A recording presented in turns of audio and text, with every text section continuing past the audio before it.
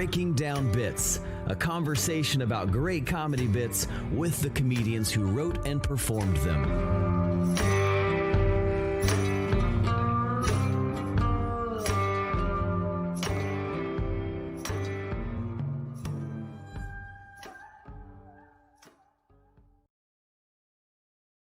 Hey, Breaking Down Bits. I'm Brian Gendron.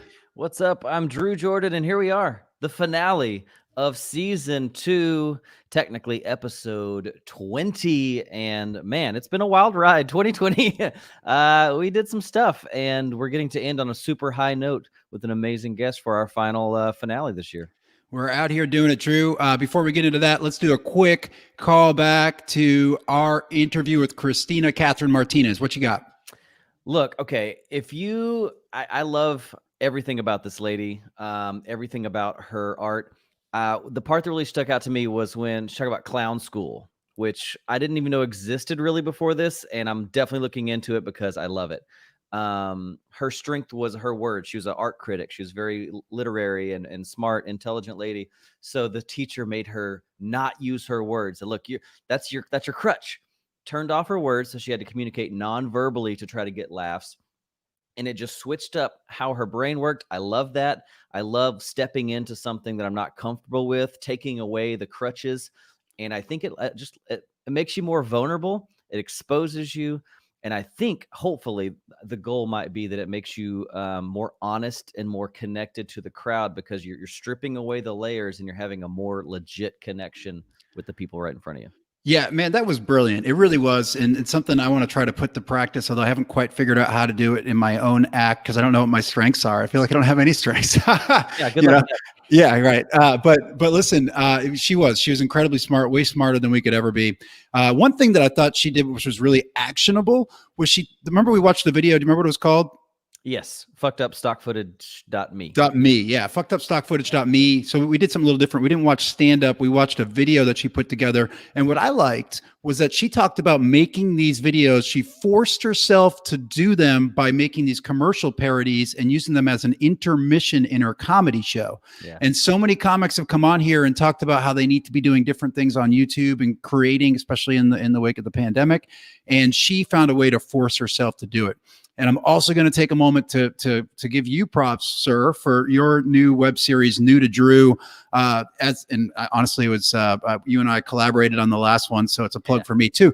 But here's what you're doing, Drew. You're out there having experiences. You're gaining input, right? You're going out. You went to the farmer's market with me and my family, which sounds kind of boring, but look, that could be output of comedy material, right? And we had fun doing it. So New to Drew, check out, subscribe to Drew's web YouTube channel if you want to check out New to Drew, and check out that episode and all of our episodes on breakingdownbits.com. One other quick shout out, Drew, if I may. We've been running our open mics. They've been a lot of fun. If you're interested in getting involved with our open mics, hit us up at breakingdownbits@gmail.com. All right, man. We ready? Let's do it. All right, so we're about to bring in our guest, Drew. This is actually our first date as a gay couple. We went to a Mark Norman show. Do you remember this? We did. During the pandemic, we snuck in to the Improv. We saw Mark Norman. He was amazing. We snuggled. It was real. Life was changed forever. It was. So let's go ahead and roll a clip, and then we're going to bring in Mark. Mark Norman was born and raised in New Orleans, but after college moved to New York City to pursue comedy.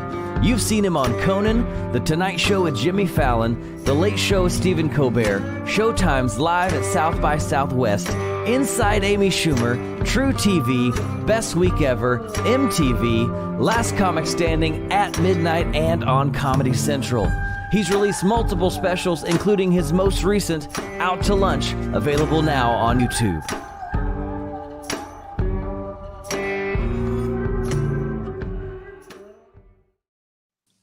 Hey, Queef. Hey, good to be here. Boy, I got to update those credits. My God. True TV, Amy Schumer Show, Best Week Ever. That's been off the air for 30 years. But you did it, and that's what's important.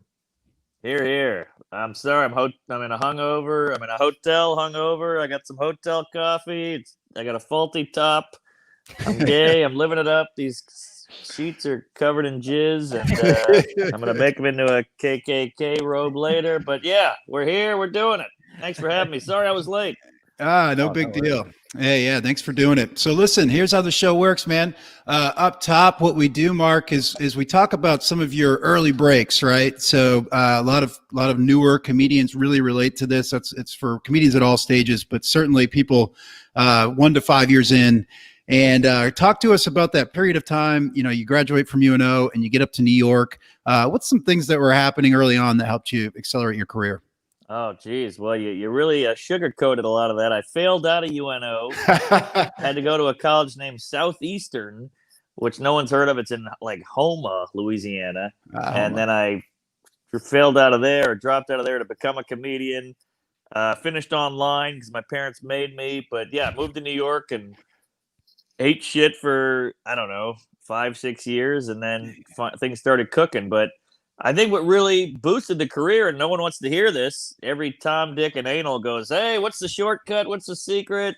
Can I blow you? Get on your? Can I open for you?" But I think just I wrote every day. I had nothing going on. I was desperate, and I just got up 4 or 5 times a night and busted my ass for years. And I think that's what did it.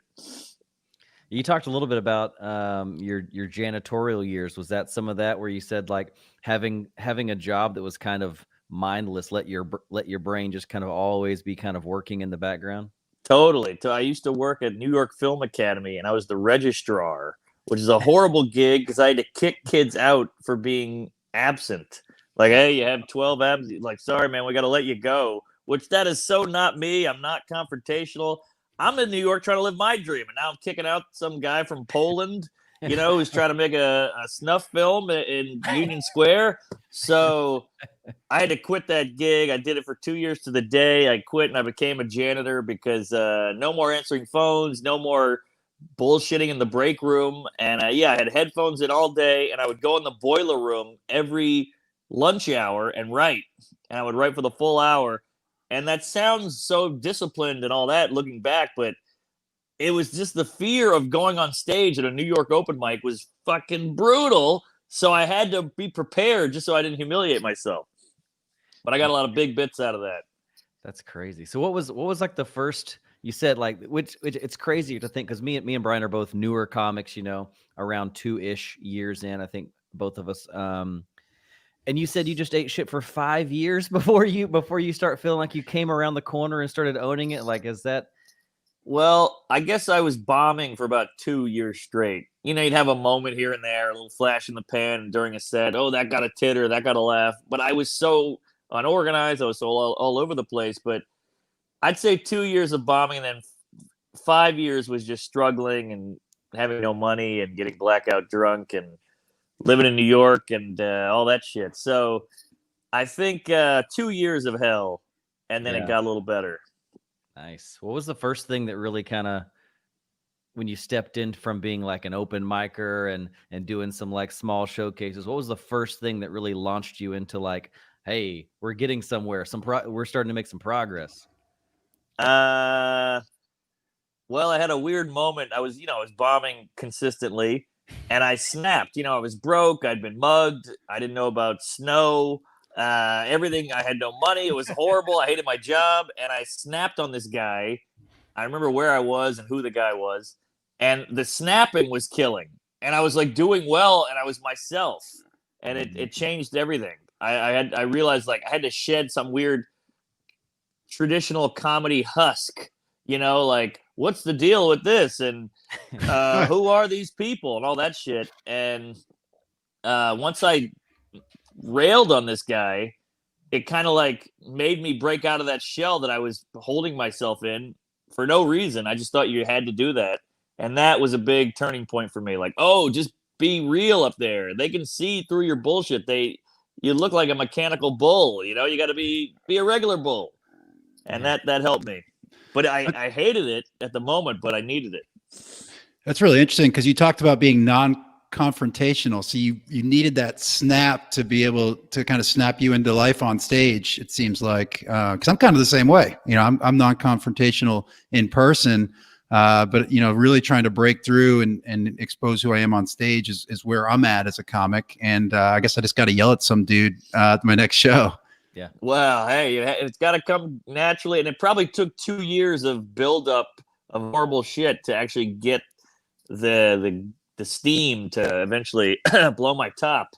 But it was necessary. It's kind of like when you're dating a gal and there's weird tension, but you guys just both tamp it down, and you're not fucking anymore, and everything's weird. Sorry, a little semen. And then eventually, like, she stubs your toe and you just lose it. And that's what it was like. And it had to happen. Now the relationship's great. Nice. I know you talk a lot about being watching a lot of comedy. You talk very much about how you kind of watched these early comics. You kind of picked up on what was going on there. And in the pandemic, I've kind of been struggling, like, because we're not getting outside of my apartment as much. There's a battle between being maybe a consumer and a creator. And I'm just curious how you kind of like, because obviously you are watching a lot of comedy and you have watched a lot of comedy in the past, but you also are like your specials are slammed full of content. Like you're not sitting around and stretching, like you are creating a lot. Do you find that balance now, maybe trying to get into consumer mode versus creator mode? I've actually never thought about that. I'm a big consumer. I remember in the open mic days, all my comedy friends would go, "Hey, let's sit in the lobby or let's sit outside and have a cigarette and talk.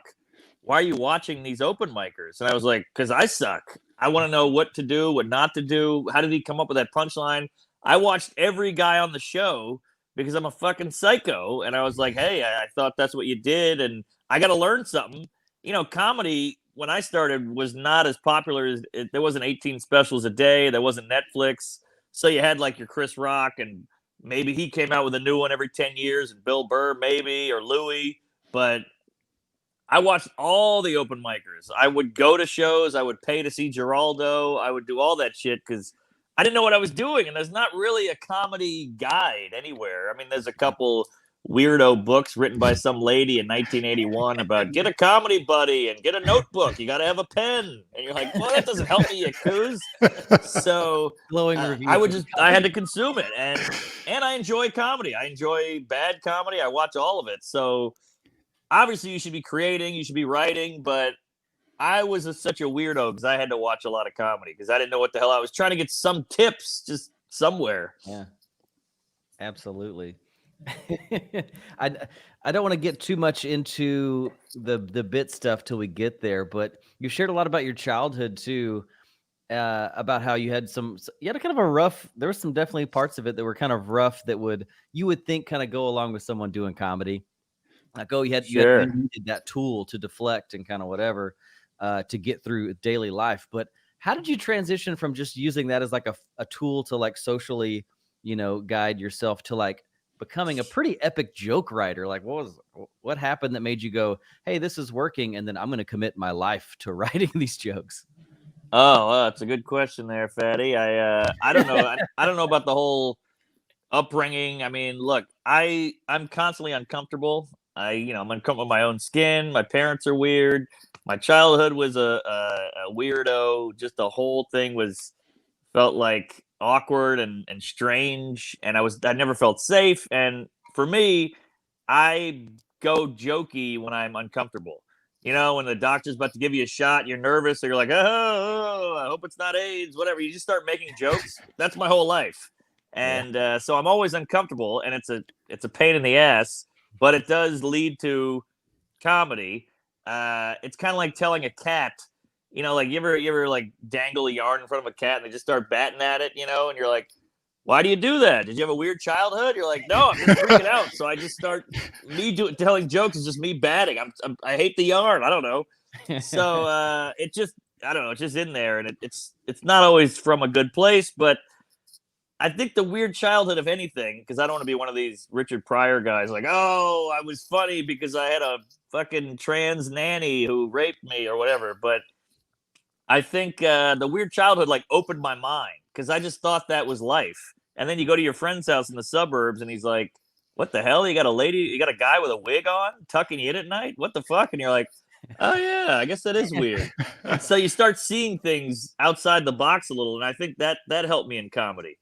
like the idea of moving to New York City to pursue joke telling as a profession is cuckoo bananas. But maybe having a trans nanny, wiping my ass every week, maybe open that up for me a little. Like, who cares? What is life anyway? It's all silly.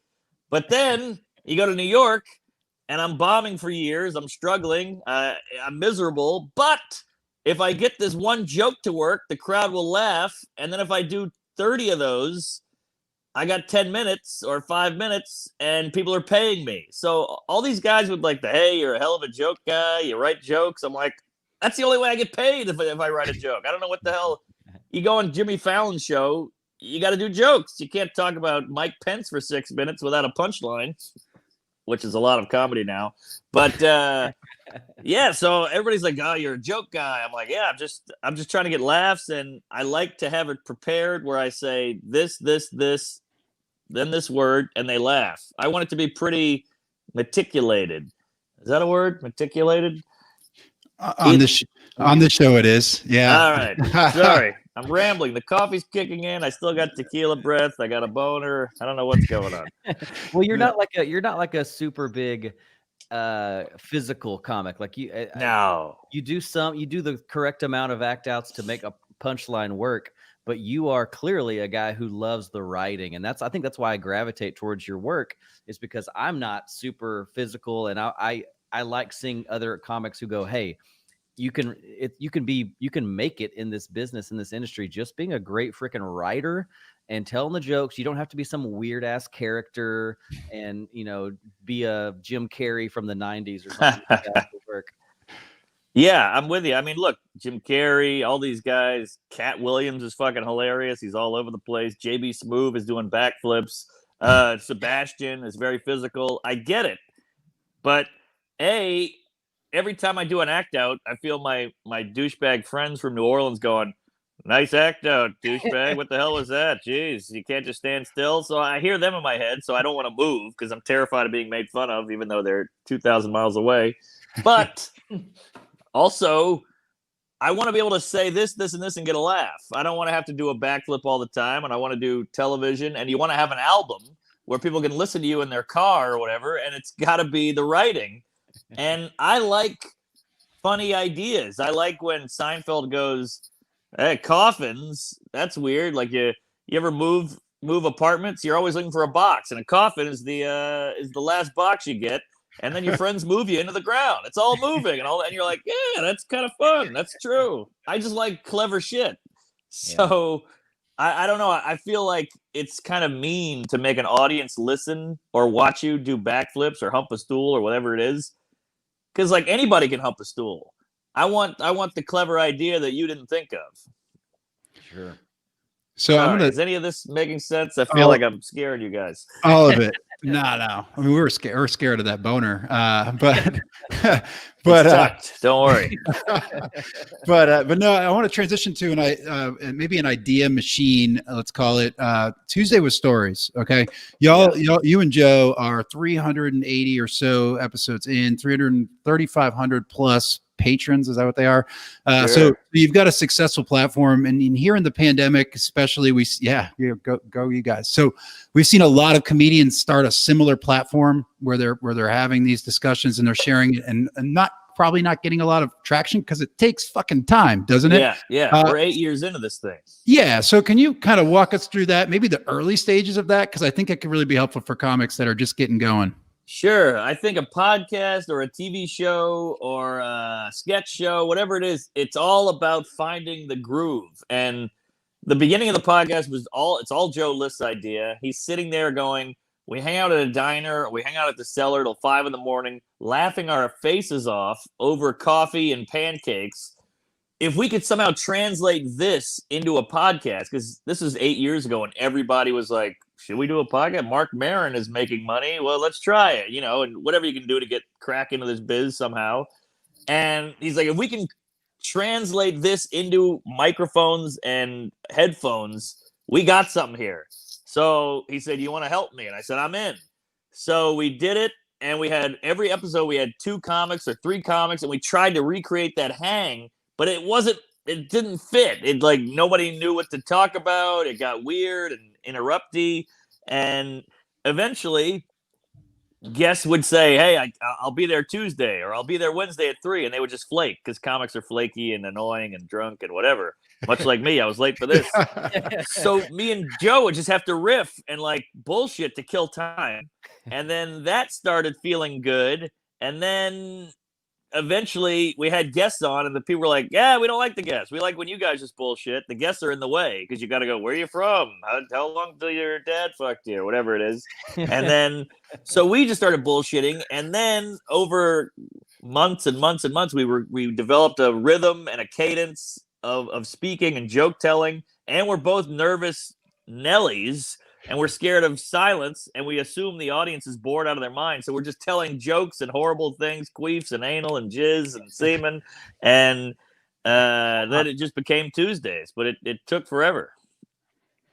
It's so good. And you guys thanks. reflect on basically the week prior. And I wonder over time, how much material has started on that show? I mean, is it all of it? I mean, how does this help you, or does it not at all?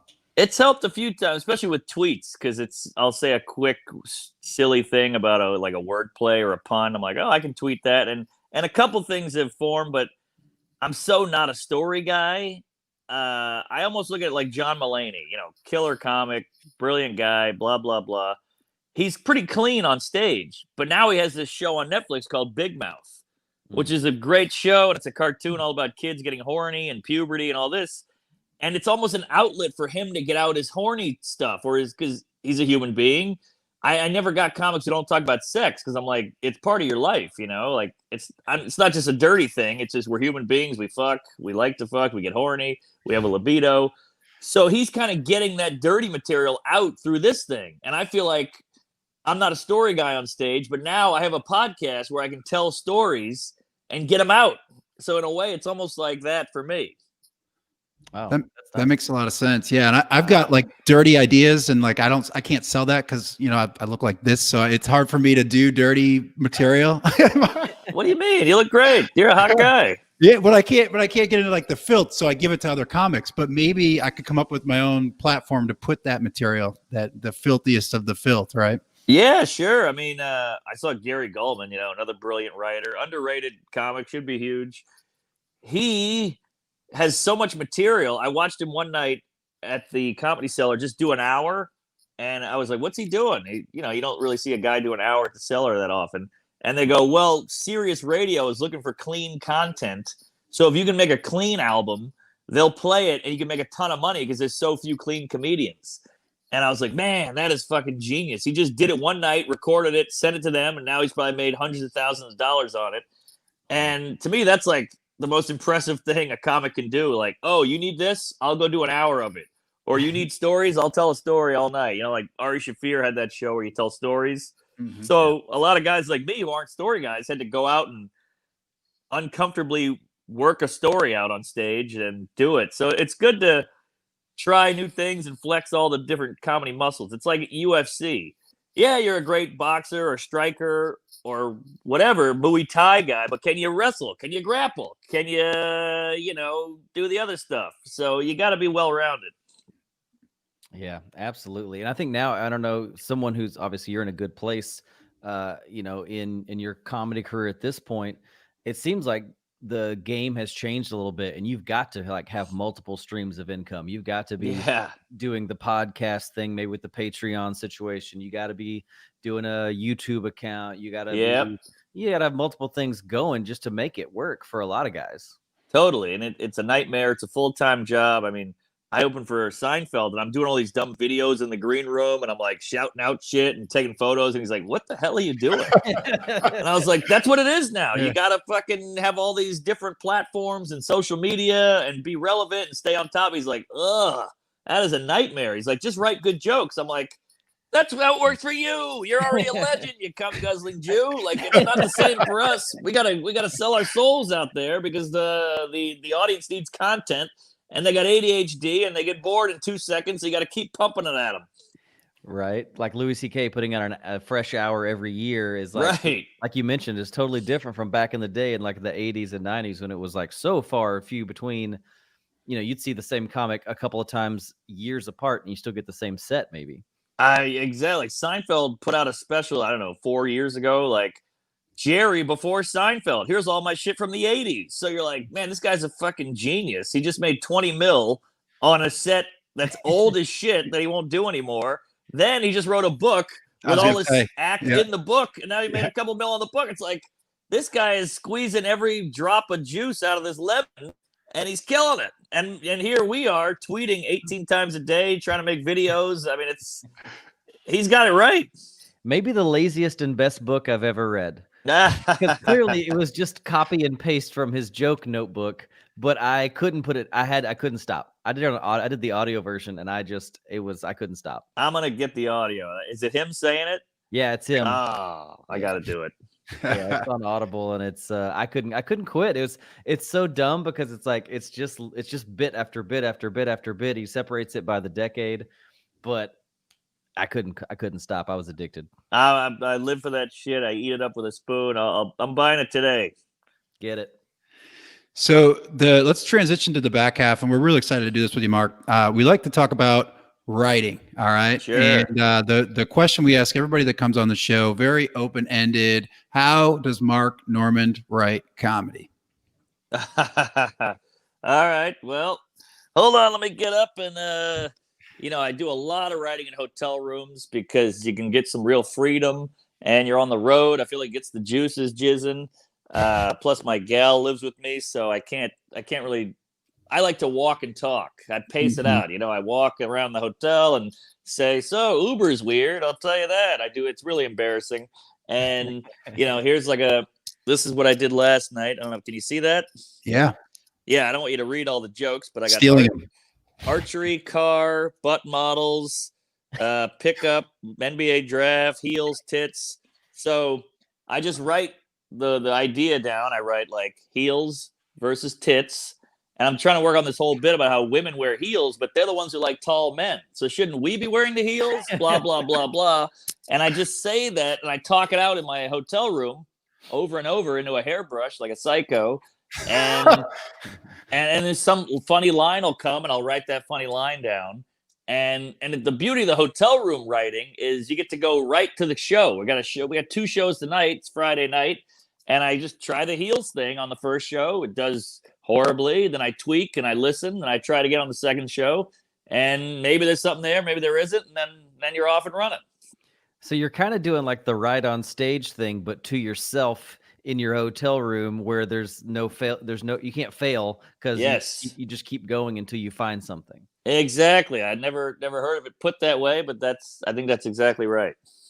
Interesting. Yeah, because I heard you not a fan of on-stage writing, so to speak, or the idea of writing on stage. I think it's a bit of a myth. I think if you actually did it that way, it would take you 10 years to get an hour. And it's a little inconsiderate to the audience, I think. You're like, hey, you guys, I'm just going to use you as a canvas for an hour because I'm a fucking indulgent piece of garbage, even though you paid money and got a babysitter. And look, to each his anal, but I'm just saying. That whole write on stage thing, it's a little unfair to the public. Yeah. That says something about you too. I mean, even at this stage in your career, that you treat this very professionally, that you recognize that these people have paid good money and you're not going to mess with that. You're not going to ruin their Friday night by getting completely experimental. Well, yeah, it's low self-esteem. I mean, I can't believe people showed up to hear some guy talk about his dong for an hour, but look, I'm grateful that stand-up comedy is such a flimsy business. I mean, like you say one wrong word, the joke fails. You can have an off night. Everything sucks. And these poor people are here for a show. And I don't know, like one guy coughs and the bit is ruined. A waitress can ruin a joke with a loud order. The club isn't designed right. It doesn't work. So it's so flimsy that I feel like we're already walking on eggshells with this art form, unless you're Seinfeld or Maniscalco in a theater and everything's perfect and they're pros and they're going to kill it. you're basically learning your craft or working on your craft in front of people. So it's already a little indulgent and inconsiderate. So the less I can make it about me, the better. Does that make sense? Mm-hmm. Yeah. Just being focused. You're still something that, oh gosh, I forget who said it, but the difference between art and entertainment, people have to like it. Scott Dickers. Right. Scott Dickers from The Onion said that. I like it. Which is a good The Onion. reminder. Like, this is entertainment. People have to like it. It's about their experience. It's not just about me and what I want to do on stage. It's about making it good for them. Yeah, these cunts who do the whole like, oh, I walked half the room, I'm a badass. I'm like, nah, you're a bad comic. Anybody can do that. Easily. I can just say the N-word over and over. And it's so easy. Anybody can do that. So we talked about like, okay, that's your general writing idea. What do you do when you come time to prepare for a set? Say you got your special coming up. What are you doing to prepare for that? And do you have any last minute like moments before you step on stage? What are you doing then? Well, if it's a special, obviously that shit is hammered down for months and months. And I feel like the special, like you saw Out to Lunch, every joke has been said 8 zillion times. Everything transitions into one thing. There's callbacks. Like, to me, that's like it's like a quilt. It's an AIDS quilt that when it's done, and it takes years and years and years and so much work and whatever. So a special is different because you're just doing your best shit, and it's got to be in the right order, and it's all got to connect. It's like when you finish a puzzle on Thanksgiving with your family because you don't want to talk to them, and you're like, that puzzle is done. Every fucking piece is accounted for. And sometimes with a special, there's that weird corner piece off to the side. You go, it must have fallen under the couch. I don't know where it is. But you gotta just keep looking for it and then put that piece in, because a lot of people just put specials out with a few holes in their puzzle, and it shows. And I think the audience can tell, and it just doesn't feel complete. It's like the Game of Thrones with the Starbucks cup. Like, you got a little lazy at the end and it fucked you. So obviously a special is just your best shit, just honed to hell and back.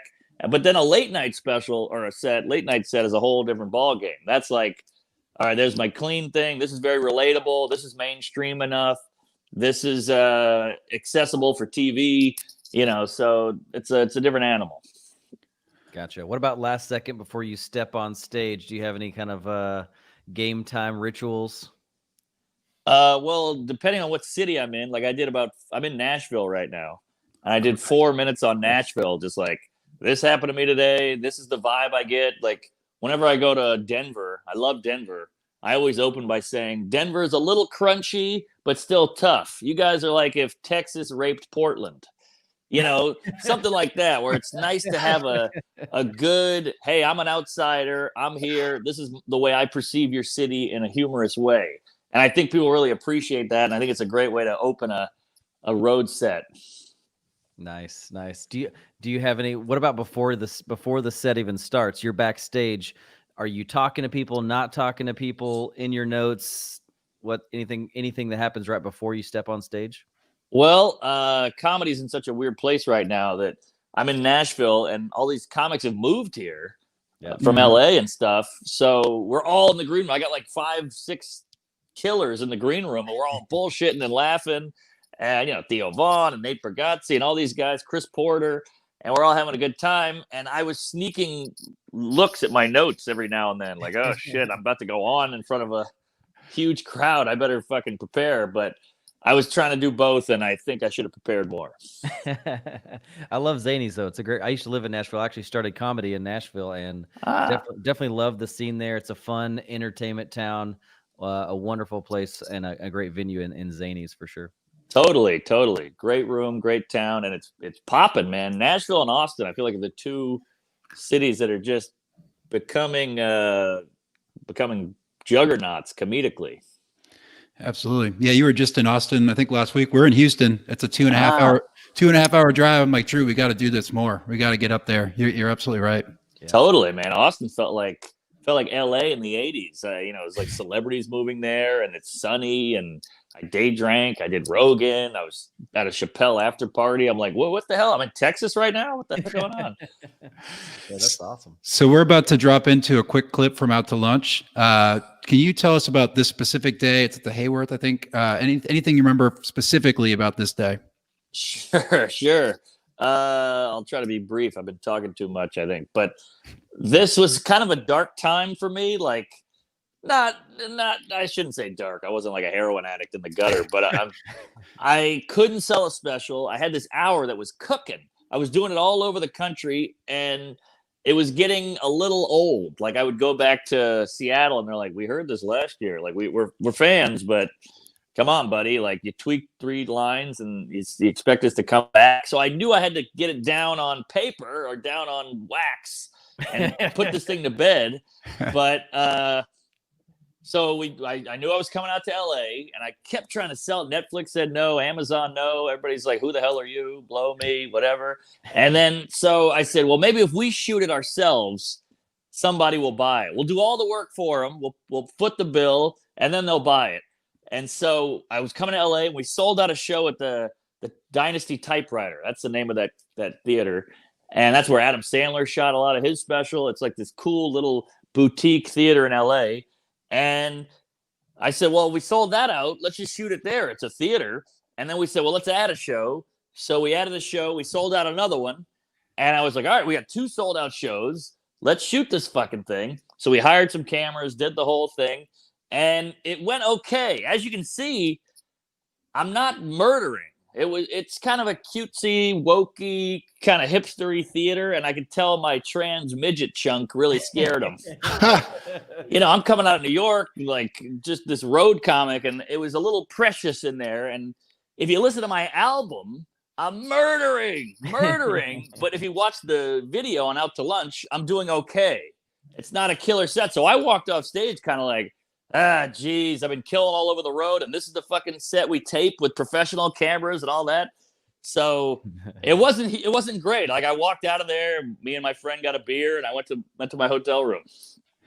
Man, the clip we're about to play is right before the trans midget joke, but it's I think it's really important for comics to hear and internalize, just because it kind of tells us where we're at as far as a PC culture. So I think you do a good job illustrating that.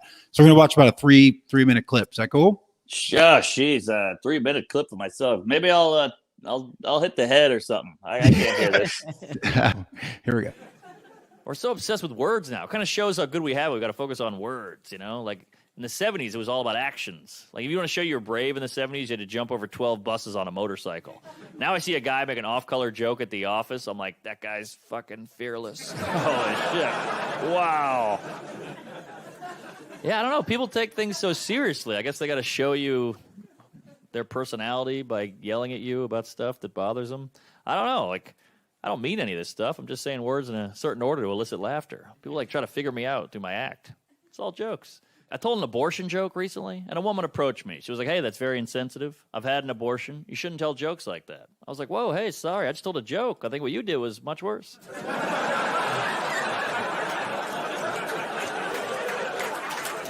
But, either way, I'll see you at home later, honey. And again, all jokes. I love abortions. I paid for 2 last week. I'm a fan, right? You remember? Come on. It's all jokes. A friend of mine, she works at Planned Parenthood. She loves that joke. And I was like, I might have to get rid of it. People don't like it. She's like, no, you got to keep it. I was like, I might get rid of it. She's like, no, you got to keep it. I was like, I might get rid of it. She's like, no, you got to keep it. I was like, I might get rid of it. I was like, don't tell me what to do with my body of work. She's like, every joke's a miracle. But I don't want to upset anybody, jeez. I don't want to upset. That's not my intention, I'm upsetting people on accident now. I was at a Starbucks recently. This guy handed my coffee. I went, hey, thanks, Chief. This guy goes, ooh. Don't say Chief. It's offensive to Native Americans. I was like, how is that offensive? He goes, whoa, don't say how. Come on. How'd we get here? Weird times. Taking words away, I get it. Words hurt people. I get it, But here's the thing. We're kind of in like a weird word prohibition. Can't say this, can't say that. That's why I feel like every now and then we should all go to a politically incorrect speakeasy. Just somewhere we can all go to say horrible stuff and nobody cares. You got no hate in your heart. You don't want to hurt anybody. But if you can't say it there, give us a place you can, right? You go down some creaky stairs. You bang on a big steel door. The guy's like, what's the password? Retarded. Get in here! All right. It's like the 90s again, Because offensive words, they're like alcohol. Sure, you can abuse it. Sure, you can hurt people. If you do it responsibly, it's a good time, Just don't do it at work. Don't do it around kids, but go home, close the door, take the edge off. Midget. Right? I don't want to say little people. That's like drinking in O'Doul's. But of course, I get it. I just, find it funny. I get it. But here's the problem. We forget that no one's politically correct up here. We're all animals. We're all seeing the same thing. We're all thinking the same thing. No one's PC in their brain. That's just a filter you put on when you talk so you seem nice. Like, no one sees a hot girl bend over and thinks, look at that independent woman. I'd like to treat her equally. No, we're sick, men and women. We're gross. But look where it's all gotten us. Doesn't it feel like the whole country's pent up? Feels like everybody's angry right now. We got white supremacists, protests, hate groups. It's weird you're allowed to be hateful in America as long as you're not specific. Isn't that weird? And if you're like, I hate Mexican people, everybody's like, oh my God, what a bigot, prejudice. But if you're like, I hate people, everybody's like, fucking right. Isn't that worse? People are angry now, man. I had one of those White Lives Matter rallies go by my house the other day. I freaked out, then I realized, it's just a half marathon. That was close. Literally on the head. So we are now in a hotel bathroom. Hey, Yes. we're doing it. Oh man. So that's a great a piece of your set. And again, I think that those types of things need to be told to audiences. We need to hear this. This needs to get pushed out. It makes it easier for all of us. Sure. So we appreciate your voice. Oh, thanks. I mean, that was me. Hearing that was brutal. But I remember a lot of those jokes. Like, I wrote that one in Florida in a condo. I wrote that one in New York in my apartment, and it's all just gum and tape. You just got to string all these jokes together. In the words of Gary Gulman, you write a special one sentence at a time, and it's so true. Like, that shit took forever to just put all together, and also I didn't want to be like hey guys, we need free speech and we can't say shit anymore and everybody's a pussy. I didn't want to sound like that guy, but I also wanted to get that message across that, like, stop yelling at everybody about words because you have evil thoughts too, Like, let's not act like you're high and mighty. You hate Asians inside your head. We just don't know about it, Yeah, the way that you handle this whole topic and the way that you're able to spend so much time kind of breaking it down is great. And you do it so smartly and funny. Like, it's, as I'm watching, I think every comedian nowadays in the back of their mind is going like, is this going to get joke? Is this going to rile up the crowd and I'm going to be hated for it? And even as I was kind of running that filter in the back of my mind, I was like, man, Mark really nailed it. And he covers his bases, and you kind of use the comedy jokes to kind of like, hey, everybody, this is meant to be funny. And did that kind of comedy thing come out of just trying to make sure that everyone stayed in the right headspace? Yeah, sadly. I mean, that's kind of where we were at. It was right when all that shit was really getting bad. And I had to be like, comedy, I'm just joking. I'm a comedian at a comedy show. It says comedy on the wall behind me. Like, everybody relax. These are jokes. So that's where that came from. Yeah, just me reminding people I'm a comedian. These are jokes. I have a joke in my act now about how the Holocaust isn't real, and people like get mad at me, and I'm like, yeah, I'm joking. I obviously know it's real, you fucking retard. Like, what the hell's wrong with you? Are you idiot? Are you lying? Or are you retarded? Like, which one is it? But yeah, like, so that's where that came from. But here's the thing: you said nice things about that whole chunk. That shit took months and years of failure and humiliation, and people going like, oh God, enough with this shit, just trial and error over and over. And I finally got something out of it and just kept the shit that worked over many, many attempts. And that's why I'm so glad that this special is doing well and people are watching it. We're almost at 5 million views here. It's because, like, it takes a lot to get that shit to work. That's heavy stuff, like retard and midget and all that, racial stuff, White Lives Matter jokes. Like, that is touchy shit. And the only way to get it to work is to fail with it 1,000,000 times. And everybody hates you and goes, this guy's fucking nuts. Is he racist? Is he a supreme? What's going on here? So you got to be willing to, like, endure that shit. And that's why it feels so good that people are watching this fucking thing, because that wasn't pretty. Yeah, that's ballsy that you had to go and try this. The first time when you're doing like these jokes, how does it feel before you're like going on stage going, well, I got this new idea. It's kind of edgy. Let's see how it goes. Like, It's a nightmare. It's a nightmare. Like a new joke is hard on its own. You can have a joke about, couches. That's hard, let alone now add a racial element in a racially tense time in an all white room from a white guy. I mean, there's so many elements against you. And that's why it's hard to do. And I'm glad it's hard because not everyone can do it or everyone is willing to do it. But it also is, it's bittersweet because you're like, I don't know if I can do that again. That was just a nightmare getting to that final point. Are you strategic about when you put that into your set? Oh yeah. You can't open with that shit. Yeah. I mean, the opening for this is great. I mean, you're like, I got all the worst parts of autism, and it's really disarming. You know, I'll give you a weird hug, I'll make you feel weird. It's all that's all setting the audience up for this is my sensibility for the rest of this set.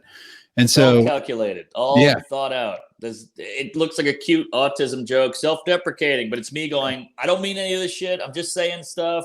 I have no ill will. Please don't hate me. I'm messed up in the head. I get really nerdy about joke order sometimes. How much thought goes into the order of your entire set, and how many times did that change as you were trying to work out how to make all this stuff work? Oh, a ton. Order is so key. I mean, that's why also, you do a 10-minute set around the city or a guest spot or 5 minutes, 8 minutes, whatever it is.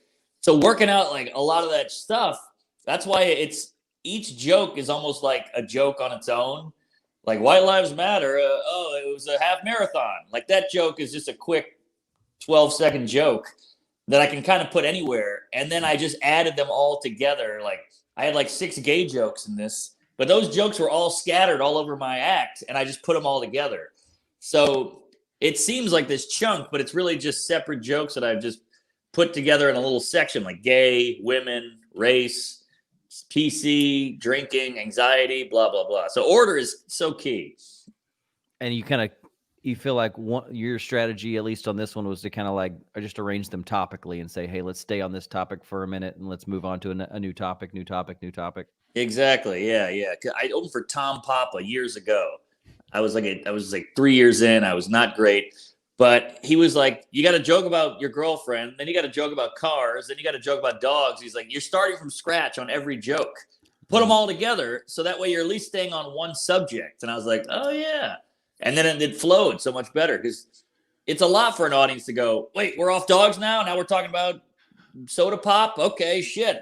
I got to recalibrate. It's a lot for them.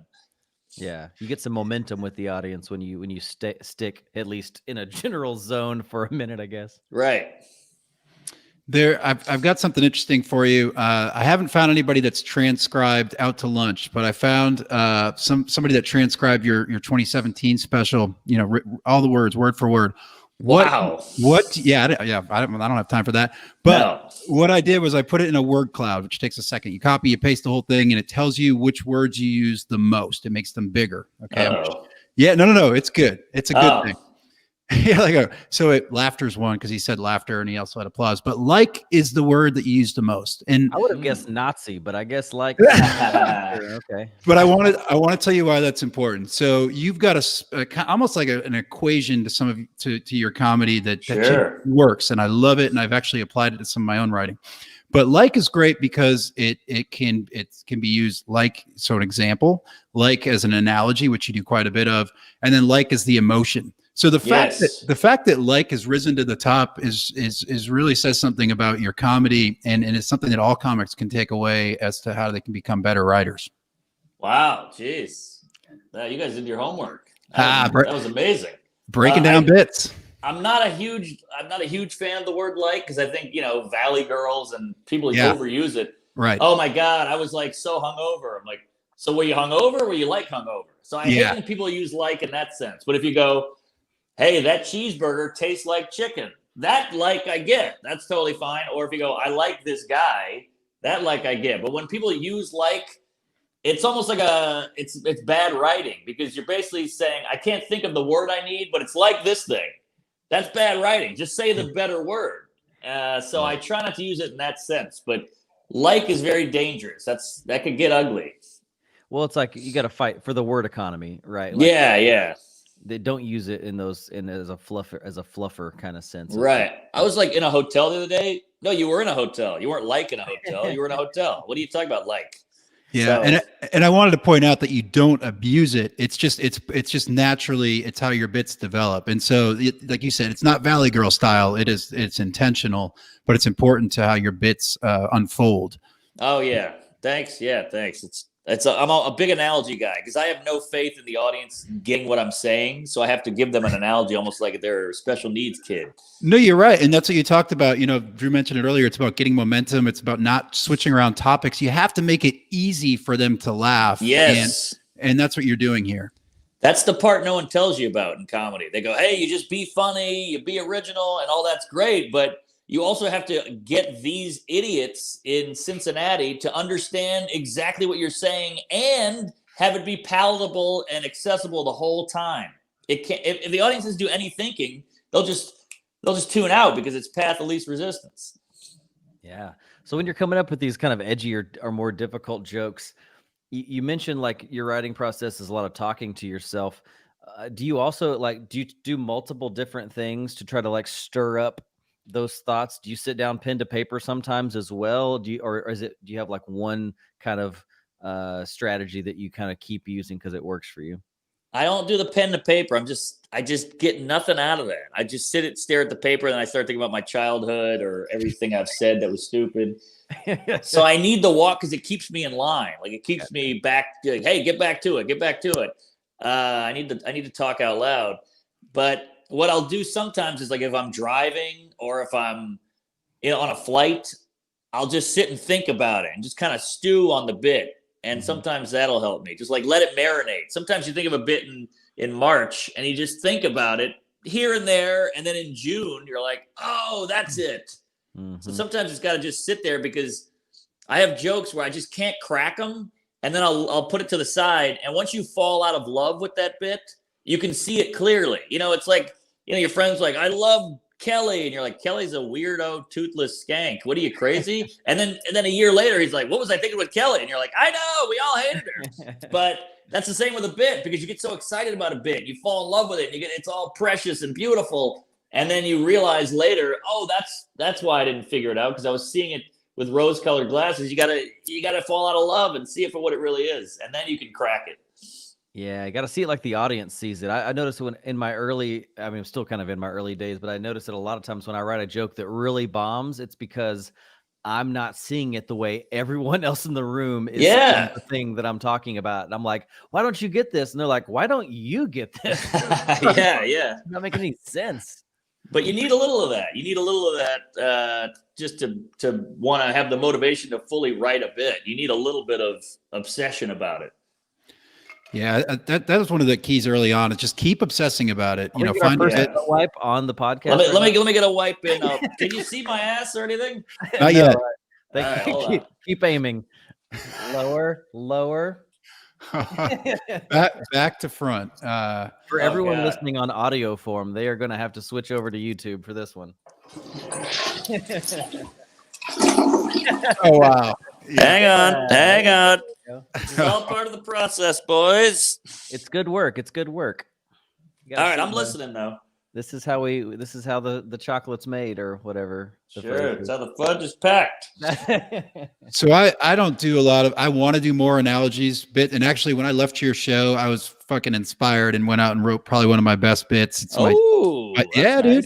My Good two for kids, you. I pinned two young kids. One of them's a Republican, one of them's a Democrat. And then they come together at the end in conflict, and I end with a pun, right? My kid's name's Joseph. He bites. His name's Joe Biden. So that's that. All that shit came together just from inspiration. But this is stuff you're doing really well. You don't do the right, like you'll write the two things out, like a gun in your cock. I think is in this special, and you write down all the different things related to penises and related to guns, and try to match double entendres and stuff. You don't go through any of that shit.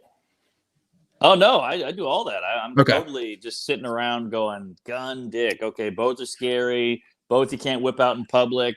And then of course, rule of threes. You need that third one to be a little outside the box, a little more jokey and funny. That's why it's the ending. It's got to hit harder. So I finally came up with, hey, I'm circumcised. I'm like a shotgun. I'm sawed off. And then that one hit, and I was like, all right, I got it. But that took a while. Yeah. What about like a lot of comics say, you know, some of their riffs is when they sit around with other comedians and kind of just like talk shop and kind of bounce stuff off. You do like that video series you have with Sam Morrill is one of my favorite things to watch. It just makes I want to have comedy friends like that we can just like slam ideas back and forth and just work out these bits. Do you find that you make some bits? Sorry, Brian. Do you find that you make content that makes it to stage that way, or is it more, you seem like a very in your own world solo style writer up to this point in the conversation? No, I mean, me and Sam have been bouncing bits since 2009 or whatever. So he's like one of the only guys. Obviously, I'll tell List or I'll tell Gary Veeder or somebody a bit idea and we'll bounce. I think that's pretty standard for comics. But me and Sam, we used to do like 4-hour sessions where we would, for some reason, we found that texting worked because you don't have that awkward silence of staring at each other when you can't think of anything, and you don't have the weird social norms of like, he's looking at me, I got no idea. With a text, you can just kind of throw it out there and think, or read a text and think and take a minute. And so it really works for us with text and writing. But now we do it on the podcast just because it's like what we've done for years. So we just say, we'll do it for entertainment value. But yeah, I think you got to bounce it with a friend. I think that's key. Again, it skips a lot of months of that whole falling out of love thing I talked about, and you can just have a friend see it for what it is. Mm-hmm.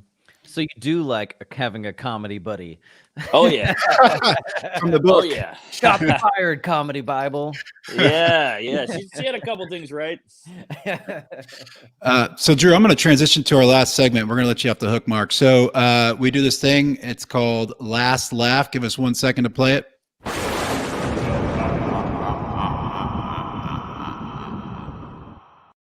Yeah, that's what it is. So we have a tombstone, man, and it's the joke, and it's probably your name on the whatever you want to write on that thing to be remembered by. Last laugh. What is it?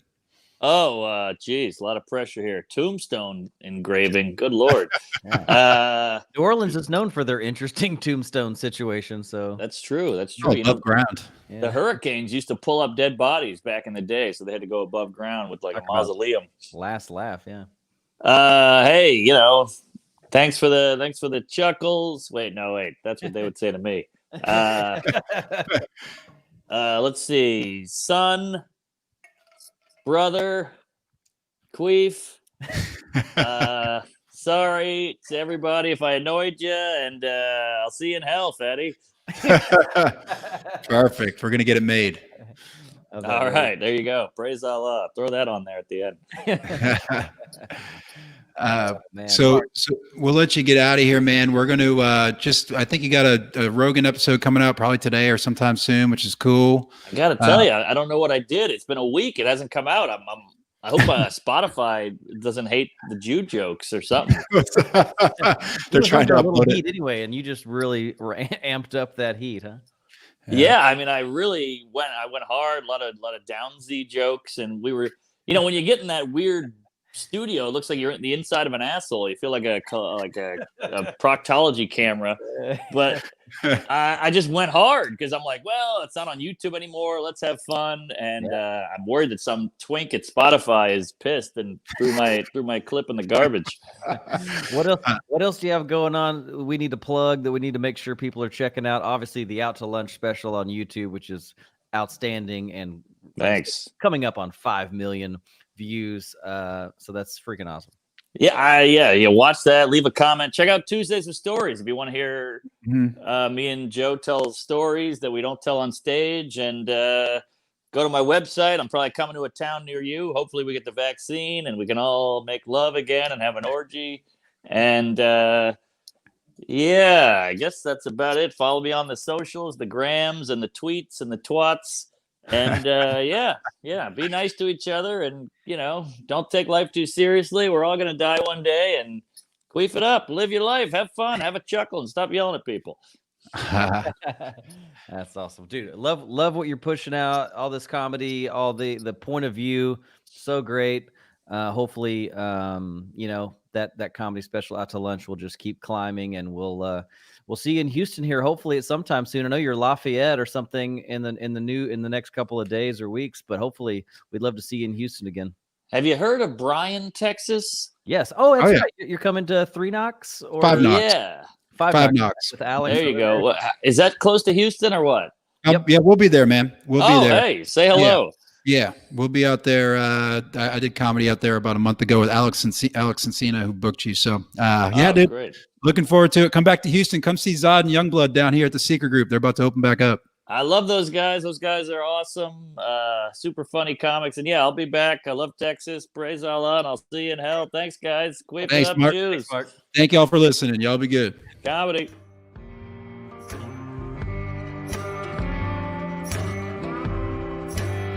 Thanks for listening to Breaking Down Bits. You can keep in touch or get more when you follow @Breaking Down Bits on social media, visit the website breakingdownbits.com, or shoot us an email at breakingdownbits@gmail.com.